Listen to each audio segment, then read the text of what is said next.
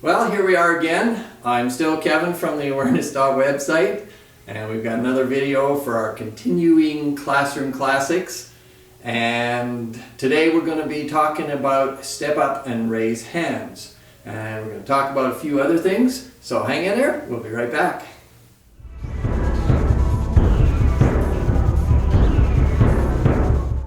Alright, I want to get one thing, a little bit of housekeeping out of the way here.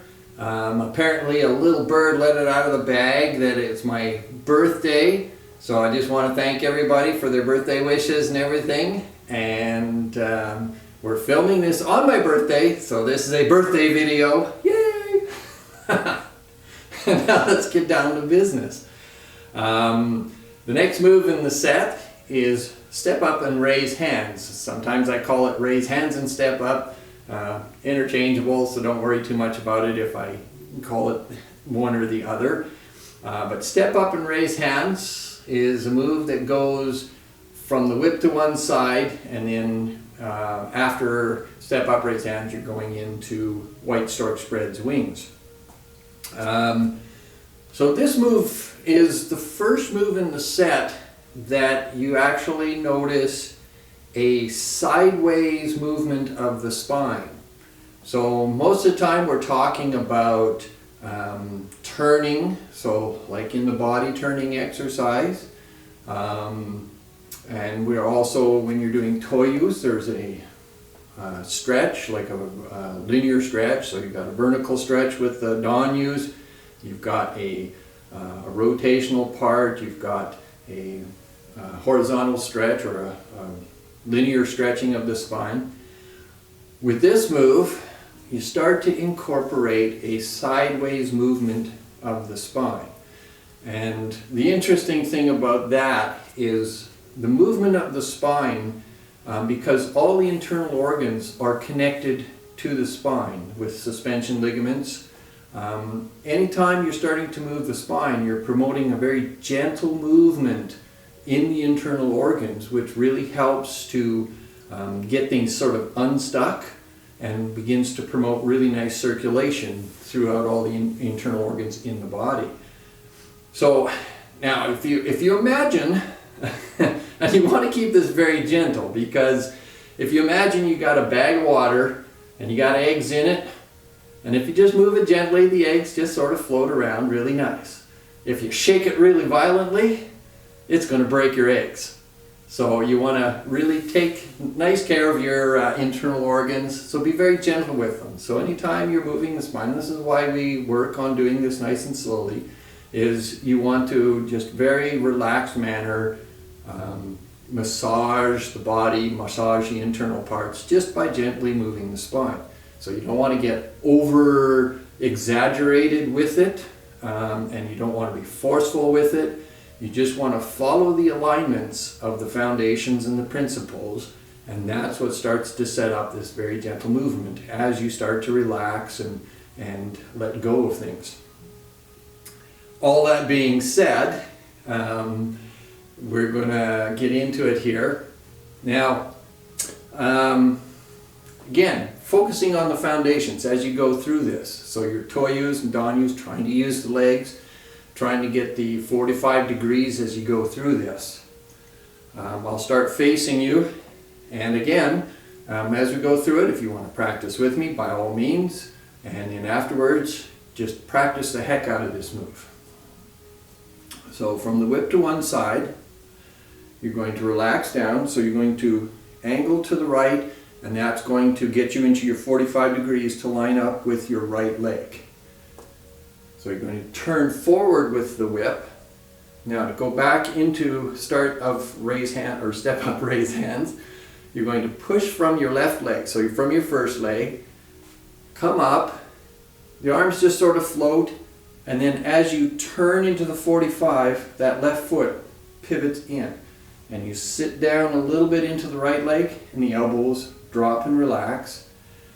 You stand up, and this is where the shift comes in. You shift across. You don't turn, you just shift. The arms expand out, heel down, and then you turn forward and sit back, and the arms come forward. So the elbows drop and the hands come forward. Lots going on in this move, so we'll kind of break it down a little bit. Once again, when you're into the whip to one side, you're squared forward. You push from the front leg, you just sort of come up a little bit, and as you turn and sit down just a little bit, that foot pivots in. And it's all together. So you don't want to sort of sit and then flick the foot. You don't want to flick the foot and then sit. It all happens together. So you push from the leg, come up, relax and sit, the foot pivots in to 45 degrees, so both feet are in the same angle, and then you push from the right leg, stand up, and you stay at that 45 degrees. So when you put this heel down, then you're going to turn forward and raise hands.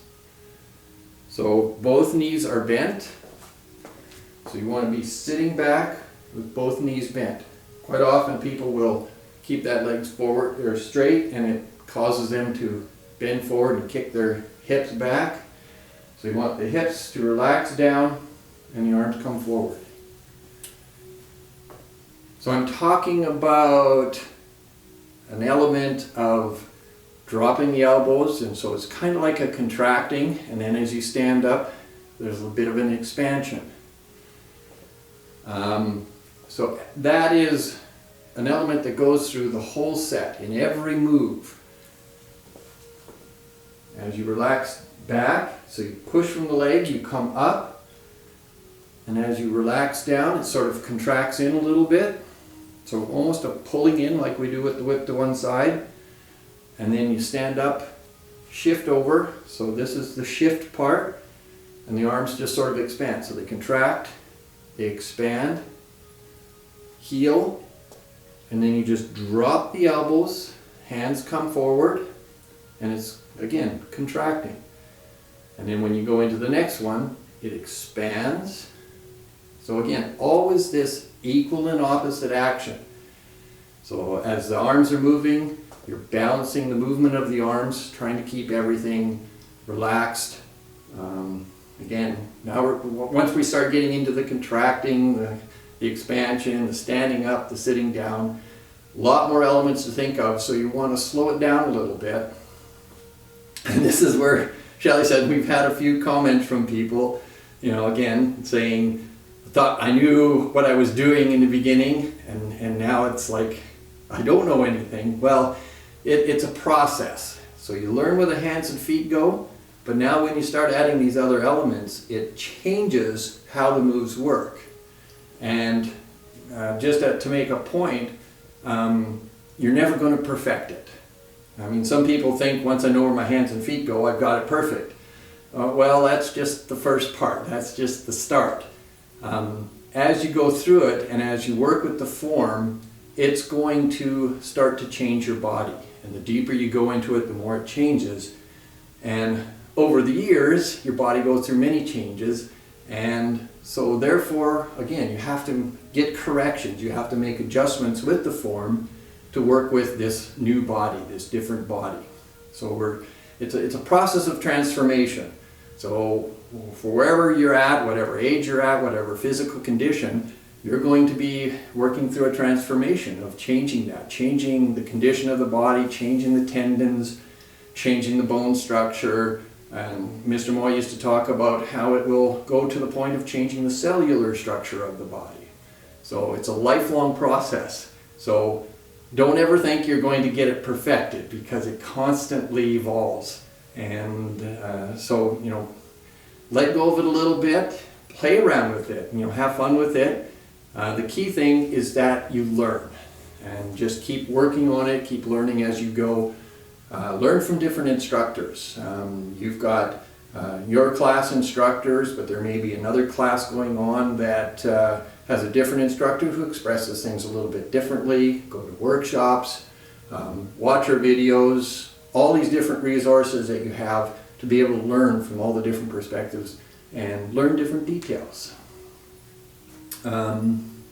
Back to the move. The idea of shifting sideways is you're turning. Now there's an aspect of shifting sideways. So it's not moving the hips side to side, it's keeping the foundation solid and letting the spine shift from side to side. So it's not turning, it's moving sideways. So depending on how flexible your spine is, and you might feel a little bit of pain in the lower spine, you know, a lot of people will shift it with their shoulders back and forth. It's more just sort of letting it relax and move over, and then relax and move over. So you're not forcing anything, but you're going to really have to pay attention to it. So you can start with having your hands in front and just move sideways a little bit and move sideways the other way. So again, you want to have the hips relaxed and the body upright and just a gentle sideways move. And really that's all it is. And once you get a little more of the Tai Chi under your belt, you get into maybe practicing some low cup. And low cup is really dynamic in terms of how the spine moves. So low cup Ba Fa is a good thing to practice after you get a handle on the Tai Chi. So watch again. So you square to the front, push from the left leg, relax down, expand up and shift. So this is the sideways shift. So just that gentle sideways movement.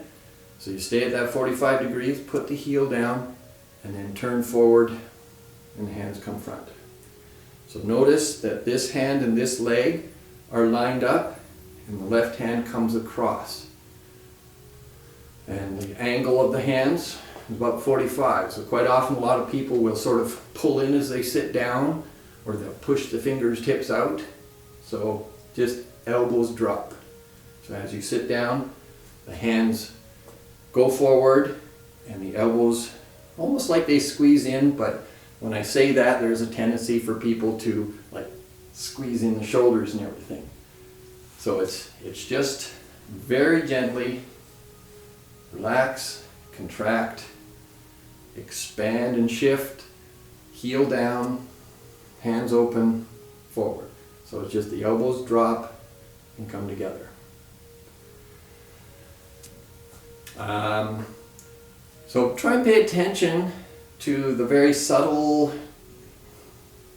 foundation movements within the move. You know, the toyus, the danyus, all that kind of stuff. And the principles of not letting the knees go too far forward. You know, the 45-degree angle, especially in this one, is very important.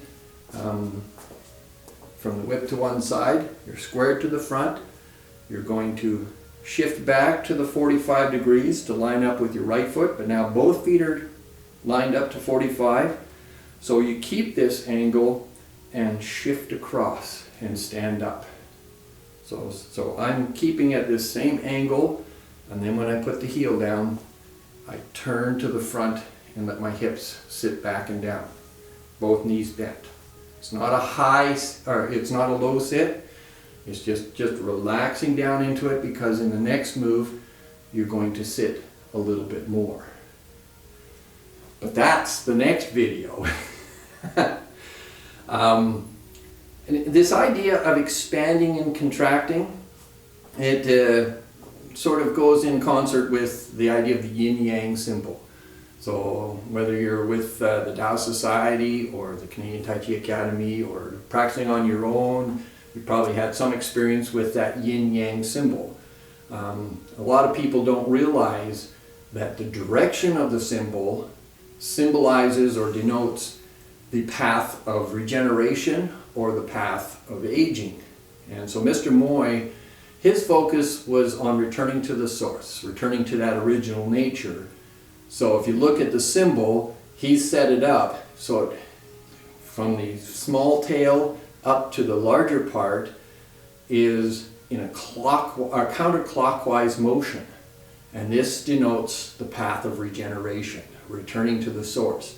You look at a lot of Yin Yang symbols and they go the opposite direction. So from the tail coming up to the top, and the larger part is going clockwise, and that's the path of degeneration or aging.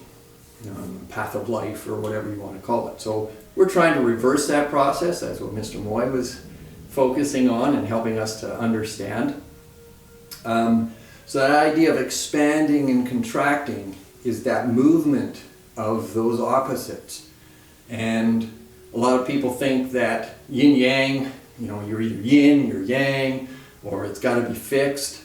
The focus for most of this is on a yang expression. So you want to be able to get that openness, let things relax and go, and get that movement happening. And that's part of that yang. So you're focusing on that expanding, that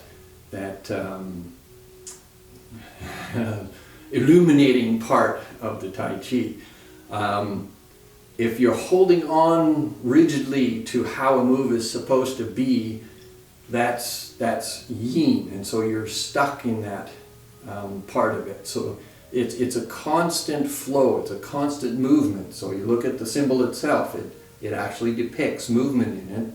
And when you get to one extreme of it, then comes the next. So extreme yang builds yin, so yin emerges from that. And same as the other, as the yin waxes, yang emerges.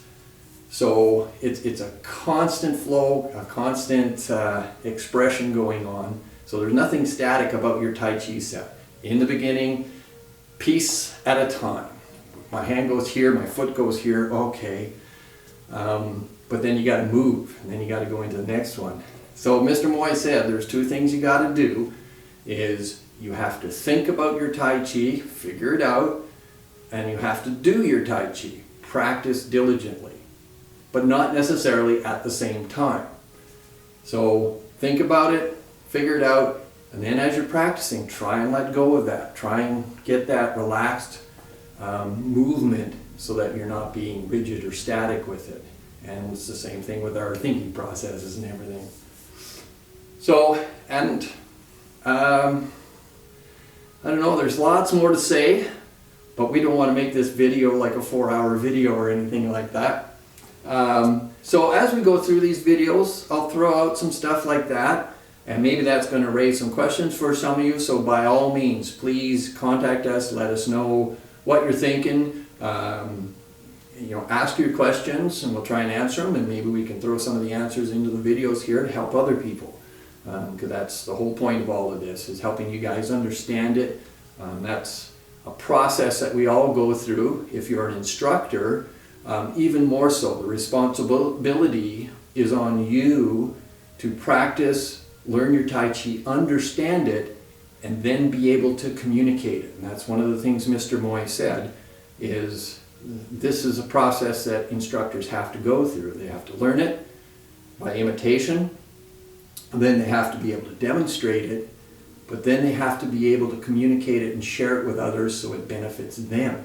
So you have to do the benefits for yourself first, which means this is a journey for you. This is something, a discovery that you guys as instructors will have to do.